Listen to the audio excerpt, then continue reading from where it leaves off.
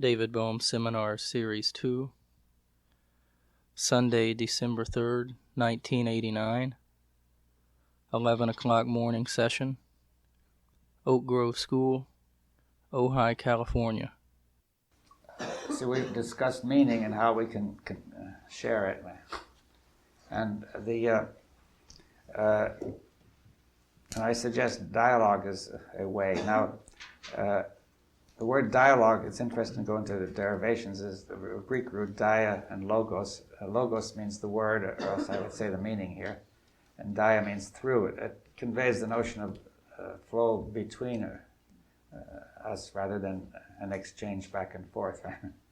See, the word discussion also is the same root as percussion and concussion. It really means to break things up, to analyze things from many points of view. And it also suggests some sort of game like ping pong, where we're sort of going back and forth and trying to win, right? We may adopt part of the views of the other person in order to win, but we want to convince and persuade, right? Now, in the dialogue, that's not the purpose, you see. Now, it has a different sort of flavor. And you see, I remember reading a long time ago of an anthropologist who visited some North American Indian tribe and hunter-gatherers, a small group, and they would meet fairly regularly in a circle and talk, apparently with no agenda, no purpose, and making no decisions or conclusions, and it would just sort of end. And apparently they all knew what to do then, you see. The suggestion is they were sharing meaning, you see. And that simple society was obviously easy to do. In our society, it would be much harder. Now,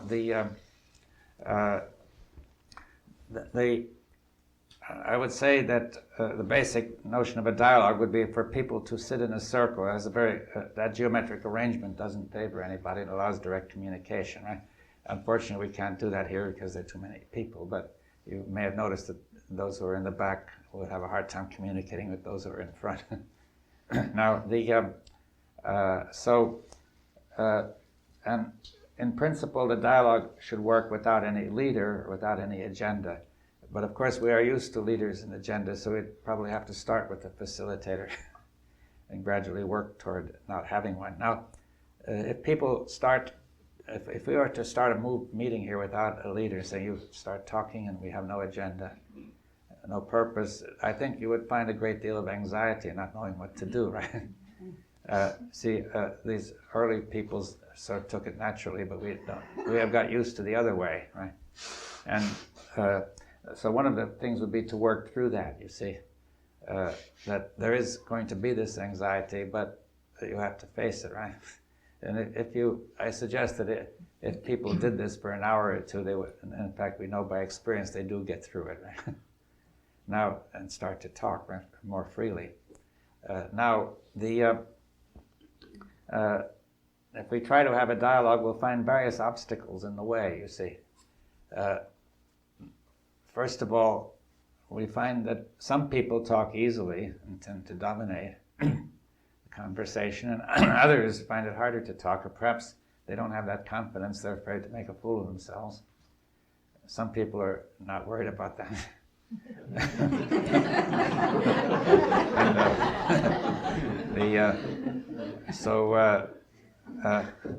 And that creates a lot of frustration, you see, and all around. And this also tends to impede the dialogue. People stop. You see, people tend to ask when they get together, why are we together? There are two reasons of why a lot of people would get together. One would be for entertainment and pleasure, and the other would be to do something useful, right? Now, in this dialogue, we're not going to be always entertaining, nor is it doing anything visibly useful, right? So you would tend to drop it, you see, as soon as it got difficult. But I'm going to suggest that it's very important to go on with it, right? Now, see, to stay with it through the frustration. See, when you think something is important, you will do that, right? You see, nobody would climb Mount Everest unless for some reason he thought it was important. It's very frustrating and not always entertaining. And the same is true if you have to make money or do all sorts of things. You see, if you say they're necessary, then you do them, right? See, I'm suggesting there's a reason for dialogue, right? We really need it, right? Now, so what is it? Now, see, this reason should be strong enough to get us through all that sort of frustration of some people dominating, some people not, finding it hard to talk and all that, anxiety and all, right? Now, I'm saying we have to share meaning. You see, we can say a society, as I said, is a link of relationships among people and institutions so we can live together.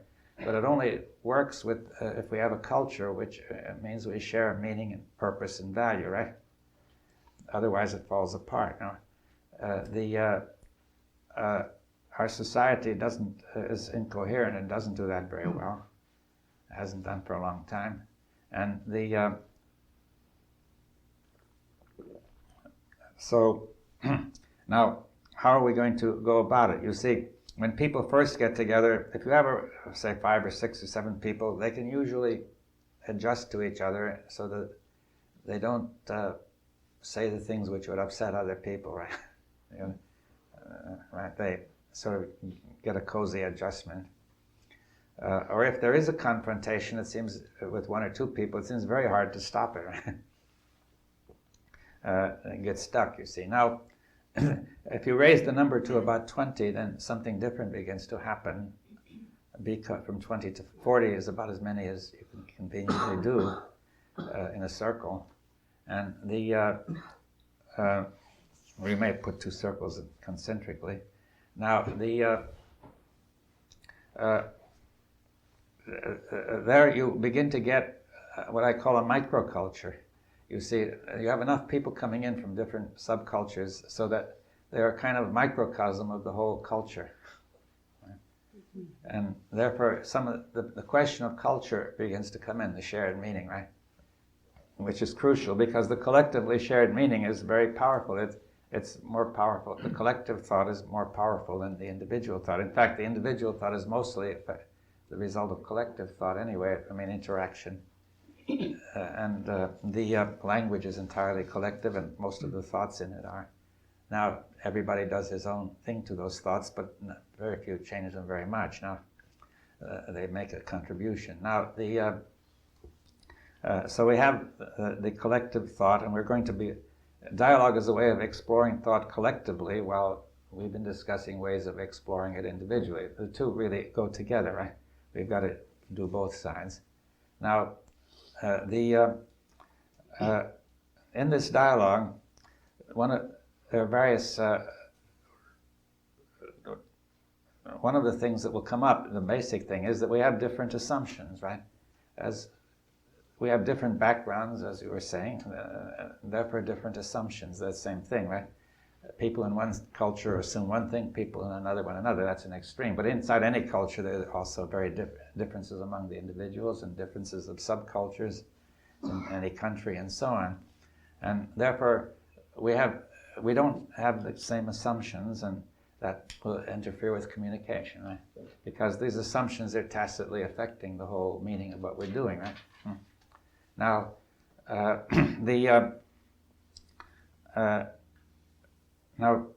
assumptions also, we could say opinions are essentially the same thing. An opinion is an assumption which people tend to defend. Like, you can have opinions you don't defend. Like if you have a medical man, a doctor, he has a first opinion. Now, if he's a good doctor and it's a difficult case, he might call for a second opinion. Now, he's not expecting the second doctor to defend his opinion against his.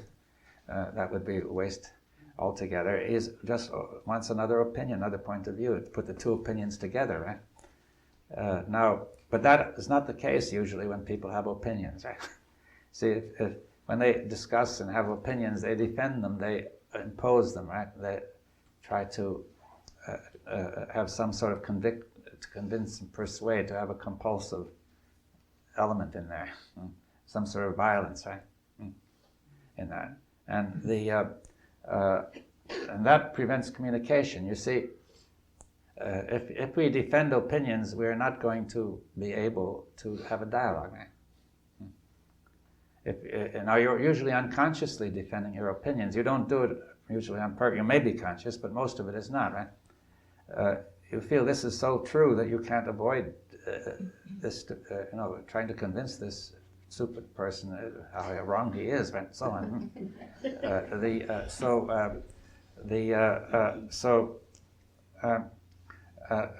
Those opinions are often experienced as truths, right? They may be just your assumptions, your background, you got them from your teacher, your family, or by reading or whatever. But for one reason or another, you're identified with them and you're defending them, right? Now, this is the common state of affairs in our society, right? It means that any group of that size is not likely to get very far if they just suddenly start to try to have a dialogue. And you see, people talk about dialogues, but not the sense I'm using the word. You see, in the UN, they've had what are called dialogues, but they're not really discussing their fundamental assumptions. They're trading off minor points like how many, you can negotiate on some minor points like whether we have more or less nuclear weapons, but the whole difference of two social systems is not being seriously discussed, right? That's the cause of the trouble, you see. It's sort of taken for granted that you can't talk about that, right? That nothing will ever change that. Now, and therefore the discussion is not serious, you see, not deeply serious, right? See, a great deal of it is what we call discussion is not really deeply serious in the sense that there are all sorts of things that are non-negotiable and not touchable, and you don't really want to talk about them, right?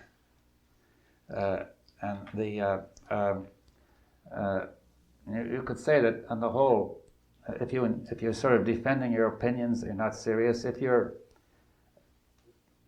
trying to avoid something unpleasant inside of yourself, that's not serious either, right? You see, a great deal of our whole life is not serious, right? And society teaches you that. You see, it says, it teaches you not to be all that serious because it sort of implies anyway there's no point to it. There's nothing you can do about it anyway, right? You see, there are all sorts of incoherent things and there's nothing that can be done about it. So you only stir yourself up by being serious, right? See, there's a sort of a story. See, now in a dialogue, we've got to be serious, you see. They say it's not a dialogue if we're not in the way I'm using the word. There's a story about Freud that he had a cancer of the mouth, and somebody came up to him and wanted to talk to him about some point in psychology, but he said, perhaps I'd better not to talk to you because, you've got this cancer which is very serious. You may not want to talk about this. So his answer was, say, this cancer may be fatal, but it's not serious. We better. It's just about a lot of cells growing. You see what and I think a great deal of what goes on in our society could be described that way. You see that it may well be fatal, but it's not serious. Now, the point about a dialogue is that we're would be serious in the sense that we really want to get at these assumptions. We want to be able to communicate, right? Even if we have to go through some things that may be a bit unpleasant and so on.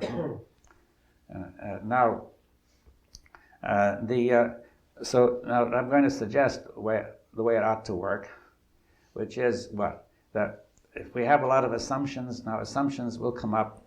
If you hear somebody else who has an assumption that seems outrageous to you, the natural response would be to, get angry or get excited. See, suppose you could suspend the activity, right, as we talked about suspending, and the individual, which means it's sort of there in front of you. You're not suppressing it, you're not carrying it out, you're not believing it or disbelieving it, but simply seeing the meaning of your assumption, the other person. You may have not even known you had an assumption. It was just because he came up with the opposite one that you find out you've got it, right? You see, and and then there may be other assumptions in there. We're all suspending them and looking at them all, you see, what they mean and so on, you see. And if you're suspending that judgment, you may have a chance to watch the impulse. That's right, yes. In fact, you'll feel the impulse, you see. Your impulse is to do something, say something, right, and defend, right, to get in there. Yeah. Or else you may get another impulse that holds you back saying, I mustn't do it, I'll make a fool of myself, right? Yeah. You know that impulse too, right? So there's a whole bunch of impulses going on. And so now if we can all suspend our impulses, suspend our assumptions and look at them all, and so on. Then we are all in the same state of consciousness. The content is the same, right? And therefore, we have, although established the thing which everybody wants, say common consciousness. It's not very pleasant, but we've got it, right? See, people think of a state of common consciousness as a state of shared bliss, right? That may come, I don't know, but the road to it is through this. I'm saying, you see that we have to share the consciousness that we've got, right? So we can't just impose another one, you see.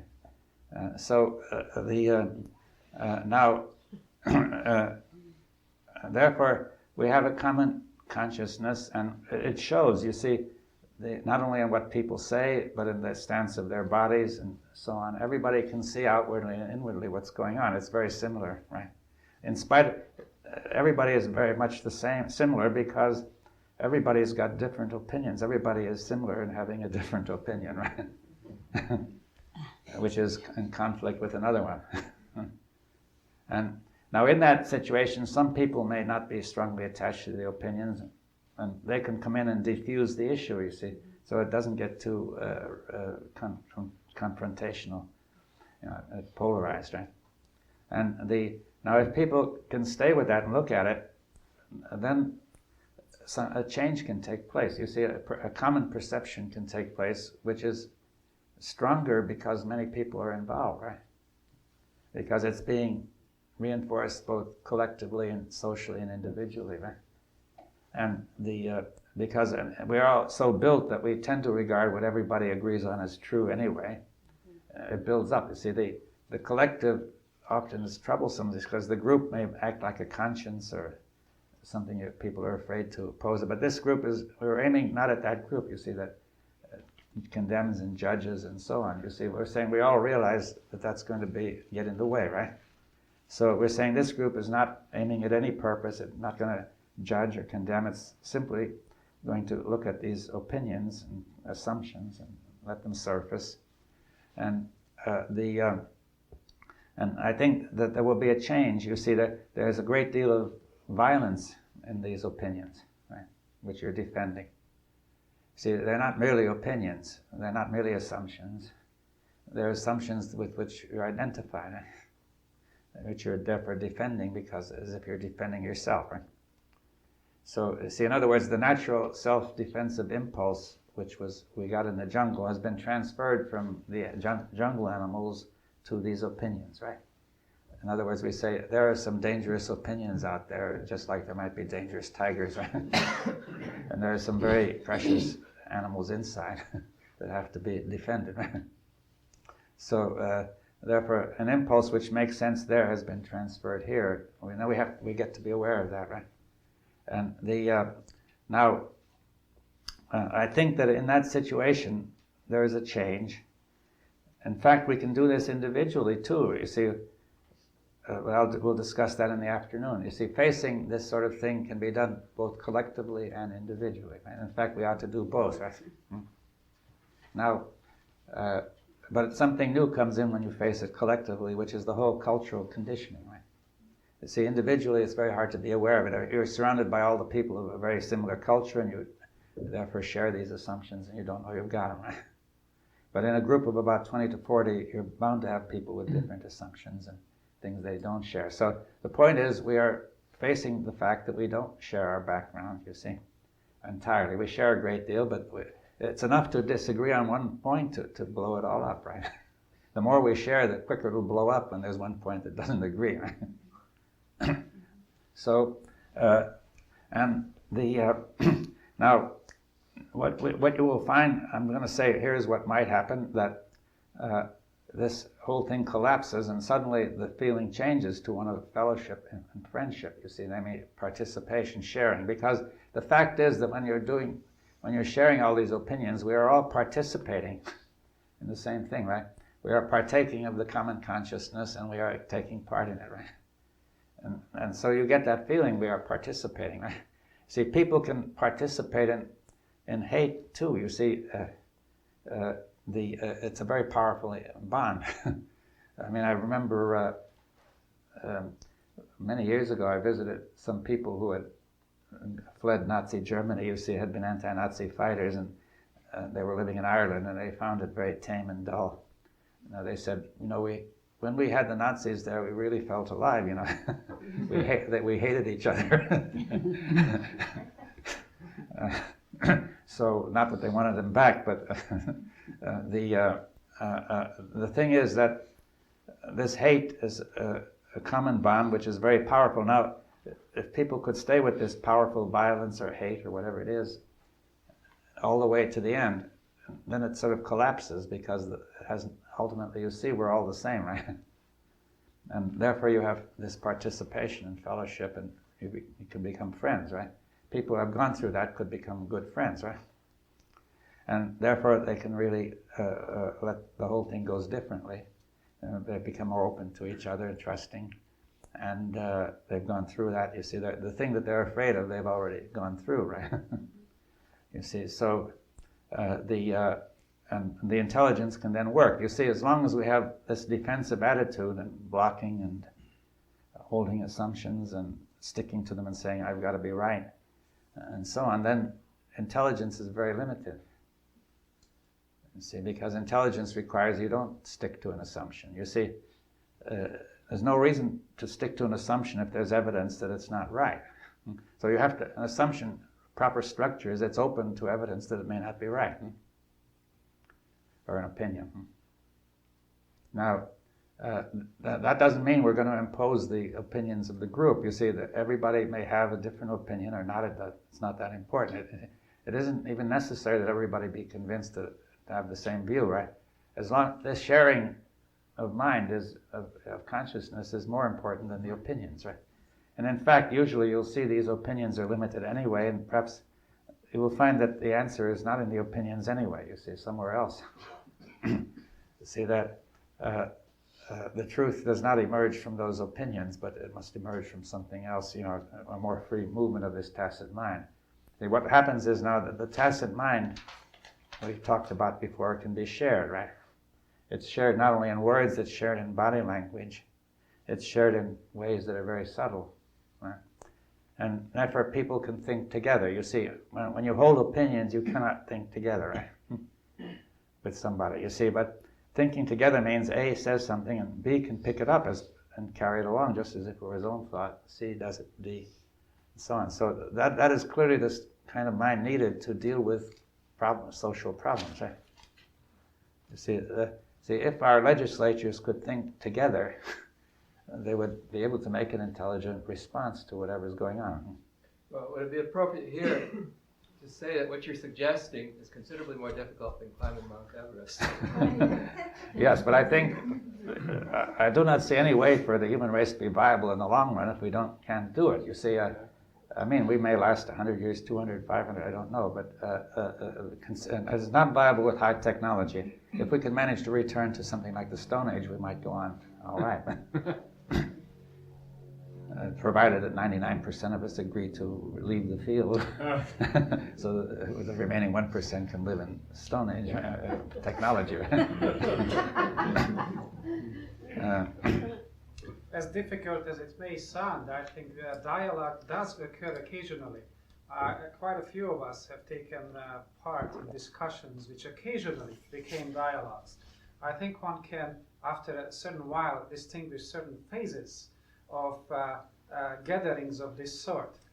One phase is the first one, is when we come together, we all very polite and feel at each other and see who says what, who thinks what.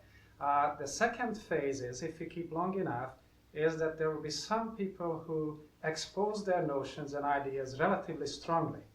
I think this phase is a very important one, that like the lady over there, when she comes and says, well, I don't understand this and I think this is a very important phase of dialogue, that people expose what they have in their mind, not just as a loose set of questions, but as they actually feel about it, psychologically moving with it, and so on. Now, this generally goes into a lot of zigzags. And I suggest this whole process, as we look at it, is very much same as the creative process, if we follow it through. Now, this zigzag then is the various opinions of people coming to clash.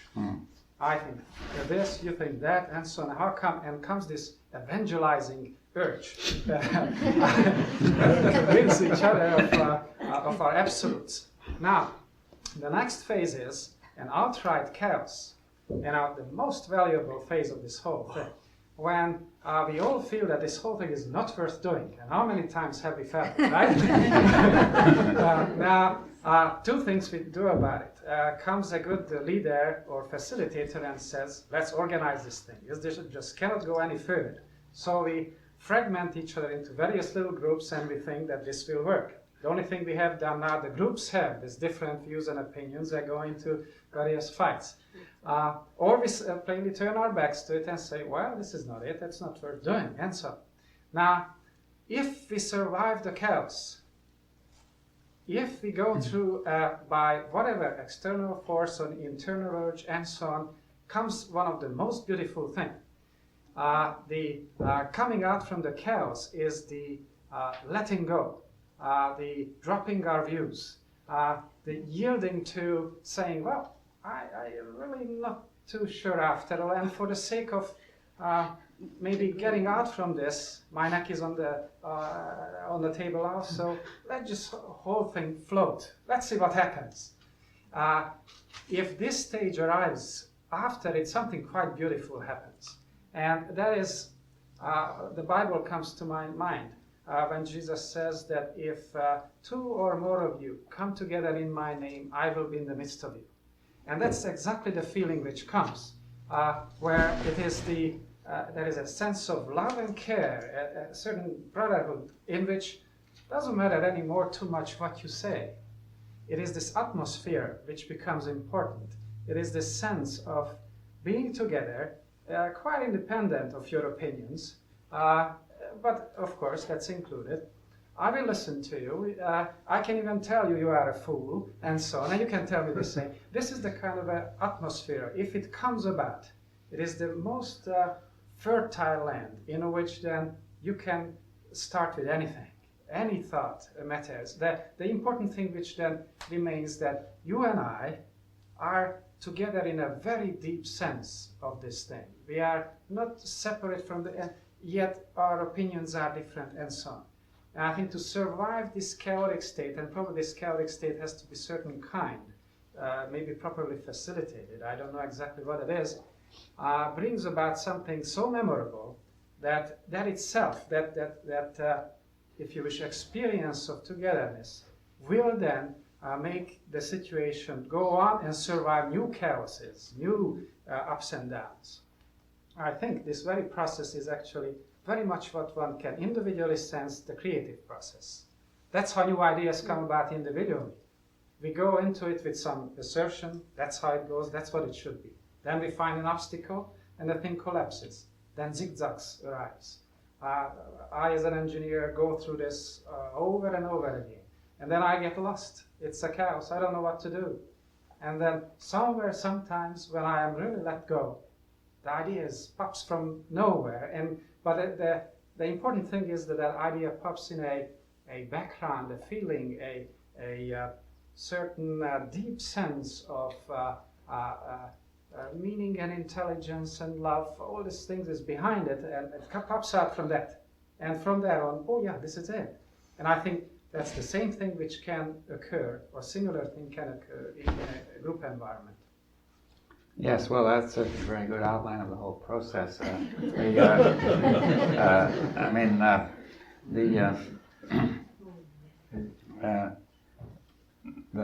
would only add that that I think that they knew that what it amounts to is getting free of the domination of this abstract verbal process and allowing the tacit process to take over. But the tacit process is common; it is shared. Right? The sharing is not merely the explicit communication, which is part of it, and the body language and all that, but there is a tacit process which is common. And I think the whole human race knew this for 1 million years, and then with 5,000 years of civilization, we have lost it because it got too big to carry out. And now, but we have to get started again, you see, because it's become urgent that we have to communicate.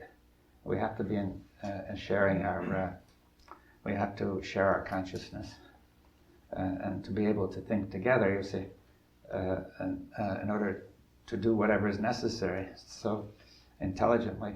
The suggestion is that people could start dialogue groups in various places. Don't identify with the group. You see, that's not the point. It's this whole process.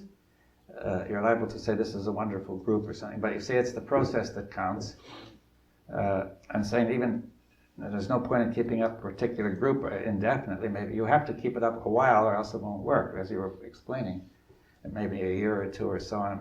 It's important to sustain it, right, regularly. And if you sustain it, all these problems will arise. You see, the frustration will arise, the sense of chaos, the sense it's not worth it. And also, if you understand that you have to stick with it nevertheless, which is the same as Mount Everest or whatever, then something new will come, you see. Now, this new thing, I think, will open the way to changing this whole situation, you see, ecologically or whatnot. You see that people have, for example, the ecological movement now, the green movement, is in danger of fragmenting and splitting because they all have many of them have different opinions about how to deal with this, so they can fight each other as much as they fight for the ecology. Now, it's therefore particularly urgent, I think, that the green movement must get into dialogue. It's even expressing itself violently in some aspects, like in the northern states, where some of the so-called environmental groups have been attacking forests and spiking trees and things of that nature. What do they do? They put spikes in trees, which cause problems when you're about to cut them down. Yes, I was reading also that they begin to attack cattle in isolated farms and so on. Yeah. Well, you see, then there are that's one group, and another group says, no, that's wrong. See, so the trouble is not so much what they're doing, but the real trouble is it splits the whole thing and makes it ineffective, right? Now, so you're saying the splitting is a violent action, and it's perpetrated by a violent. There's a violent impulse, you see. Violent impulse. You see, which has a violent thought behind it, right?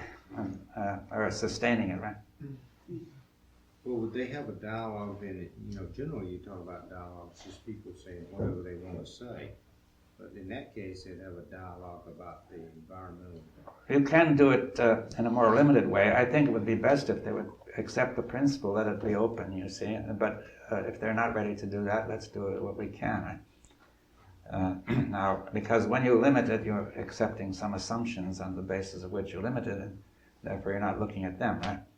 Now, I think that you see, this green movement is both is a kind of window of opportunity, because people can see at this moment how dangerous the situation is. It sort of hit them, right? Now, if something doesn't happen, it's going to gradually close. The whole thought process is always working to the way we described, to make you feel more comfortable and make you forget about it, right? And unless something happens, that's very likely to take place, you see. Now, it is essential, I think that the people who want to do this are going to be, that purpose is conducive to dialogue anyway. But it has to get going, you see. I have a question. I've been in several dialogue groups, but never in a sustained one with more than 20 people. It seems that there's a very common assumption that people have that it's not very important to have more than 20. And yet I have a sense that it is important. Could you speak to that? Yes, it is. You can do it with less, but there's a certain important point that occurs when you get between 20 and 40, right? Now, the point is, you first of all get enough points of view to constitute a microculture. So you begin to really face the question of cultural diversity and what the culture is. You see, You see, if you have too few people, you're not really getting into cultural questions very much. And the basic difficulty is cultural, you see. The attitude to the nature is a cultural question, for example. And now, the second point is the power of the thing goes up. You see, a large number of people has a tremendous psychological power. That is why people are afraid to talk in a large group. They feel the disapproval of a large group has a tremendous power. But also that means that if the group is working right, that has another kind of power. See, I think it would create. It's a microcosm of a different culture and of a different kind of mind. Now, I don't think that we can do this very greatly. See, if one or two people do transform in their minds, it's a limited significance, right? Now, if you get a microculture transforming, which can in principle, spread by going to other groups and so on, then you see the principle of the change of culture has been established, right? Now, it's like saying when they first had nuclear fission, you said there were only a few uranium atoms doing this, so it didn't look very important, right? But the principle was established, which was universal, so the significance of a change of culture, which means a change of shared consciousness, right? Shared meaning. I think that you take a group of a certain size to establish that significance. Well, there is another aspect of it. We have a natural example of a dialogue group, which I say the family is. You have the cultural diversity. Actually, you have all kinds of a diversity in a family. And in fact, most of my experience in dialogue is from my family, where such thing as this shared common meaning and the sense of love, compassion for each other occasionally has been established. So I think the notion that it has to be large, I don't know, maybe we think too much of the results. We have to change society, but rather, I think first the very sense of what is a community, what is a dialogue, what is to be together is far more important than get to the results. And in that sense, family is, for example, a natural thing. Friendship is a natural location for such thing to start. But it seems that most families are not capable of dialogue. Yeah, that's unfortunate, of course. I think for a number of times that partly what gets in the way of a dialogue is being personal. And I have never understood the difference between being personal and impersonal in a dialogue. I don't know if that's is personal or... I don't think of that as a key question. I don't know that. I think the thing that gets in the way of dialogue is to holding to assumptions or opinions, right? And defending them. Now, if you're identified personally with an opinion, then that would get in the way, right? You see, if you're identified collectively with an opinion, it gets in the way too, right? That I think the difficulty is that we cannot listen really properly to another opinion because we're resisting it. We don't really hear it. An aspect of that, I think, is that we engage in an activity like this, but this personal opinion that I have is much more important than this activity. And I haven't understood, and I don't know how I do come to understand that this activity that I engage in is far more important than my personal opinion. That's true. I mean, not only my personal, but I might be identified with a large group like my country or even my family or various groups which have their own opinion, which have their own views, right? And I would feel impelled to defend that, right? Saying I represent this group, right? I must defend, right? So, therefore, I'm saying that any identification of your opinion with anything doesn't make sense, right? And this other thing is far more important, as you say, right? That many people will identify opinions with their personality, but it's not really that. You see, like there was this example of we had a kind of a beginning of a dialogue in Israel where we were talking about various things, and somebody said, just in passing, that the trouble is that Zionism is interfering with the relationships of Jews and Arabs. He said it very quietly. And then suddenly somebody else got up with his eyes popping out.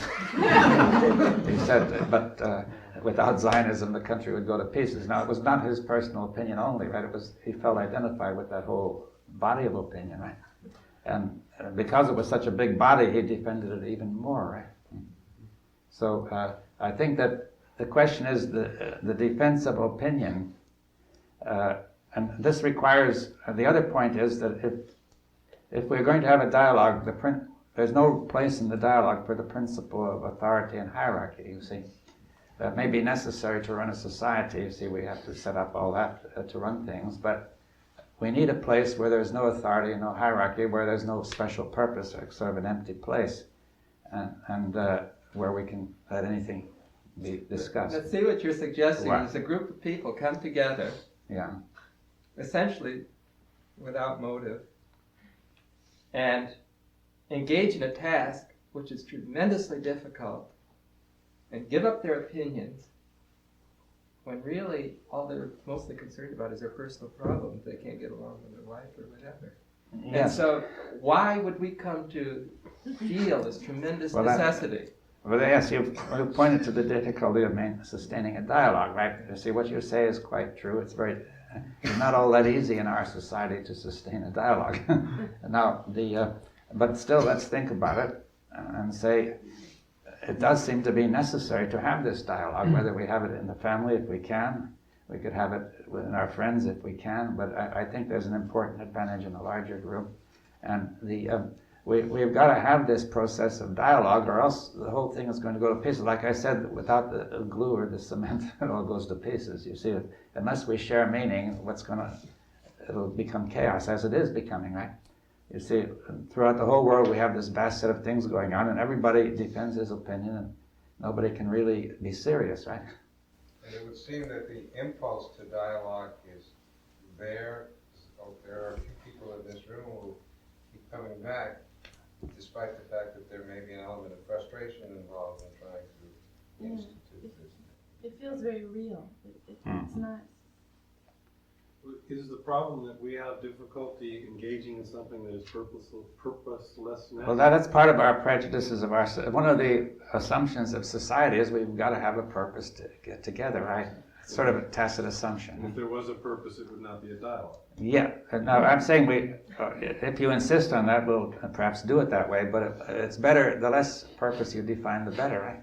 And we have, like you were saying, most of our motivations are quite self-motivated, so if I could come here and get something, that would be, I'd travel thousands of miles, but to come here to get nothing, people would think but you are getting something is happening. I'm suggesting... Not that something isn't happening, but that I can't, there's not a tangible... Yeah, but that's what I'm trying to say, that the subtle is the real, the subtle is the ground of everything, and the thing you can put your hand on is not all that important, you see. But we are totally unaware of that. I'm saying we have to turn upside down the values of our society. You see, that's where the trouble is. We are returning to a set of values closer to the one in which the human race evolved for 1 million years. It's probably built into us that those are more natural values. When you talk about the hunter-gatherer societies that used to come together in groups of 20 or 40, that evidently probably wasn't a purpose other than just to live together. 20 is the smallest group that's viable, and 40 is about the largest that'll work, I think. I wonder whether there isn't a purpose, but it's in a tacit place. See, what we look for is a purpose in the intellect or verbal, or something tangible, but there may be, just for the sake of expressing it, there may be actually a purpose for this planet to continue or whatever, on a much larger scale. And in fact, if we come here with a motive for the me, and we move in the intangible, it may in fact come back to the me, but not in the area that I would think it would, not from where I would imagine it in my content, but it may actually improve me anyway, but not the self. Well, it won't be the kind of improvement that our society recognizes, acknowledges. Right. You see, it's an entirely cultural, social question. Our society and our culture have certain values as to what it's worth doing, this kind of thing we ought to do and so on, which we hardly even state, we know so well. And this goes against it all, you see. Now, I'm saying, why should you go against it all? Because it's necessary. If you, for some reason which, is deeper in the sense if it's of value to you that the human race should survive in a good life and so on and fulfill its creative capabilities, then this, I say, is necessary. That's the proposal. If the human race is not viable, if we don't learn how to do this, there doesn't seem to be any good reason to give it up. Give up what? To give up dialogue. You're suggesting that Yeah. the survival of the species depends on our ability to do this to some extent. Yeah. Or our inability to do this is threatening our survival. And also, if we do survive, it's going to be pretty miserable, you see. Yeah. We don't want to be miserable, right? Also, it's very interesting, when I come to these sessions, people say, well, what's the session going to be about? And I say, well, I really don't know. And then I go home, and they say, well, what did Dr. David Bohm say? And I say, I don't really know. Yeah. Well, yes, well, that's the same thing again, that it's against the whole values of the society. They say if there's not something you can point to, then it has no value, right? We say it was more diffusive than productive. It actually diffuses. This dialogue seems to have a tendency to diffuse or to dissipate a lot of commonly held beliefs, Yeah. which may not give rise to a new belief, but has dissipated. Yeah, but I think that it will work in this tacit level of mental process, right? That where everything takes place anyway, right? Sometimes it seems like a really strongly held opinion is held. It may be true. It's just that the person is holding it so strongly because they don't really understand why it's so true or what's so true about it.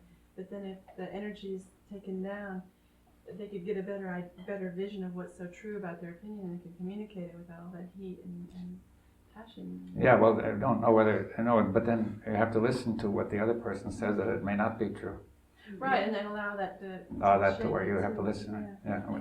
I think we'll have one or two more questions, and we must close. Huh? Yeah. I wonder. I've been hearing this phrase, the tacit ground, or the tacit basis for which all things are functioning anyway. And earlier you were talking about getting in touch with the concrete activity of thinking.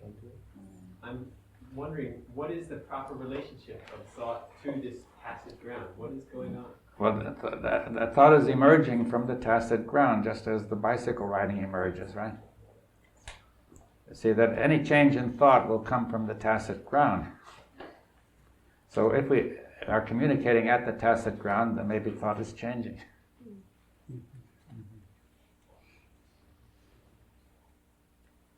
Right, well, we must close it soon. I think we must close because lunch is ready.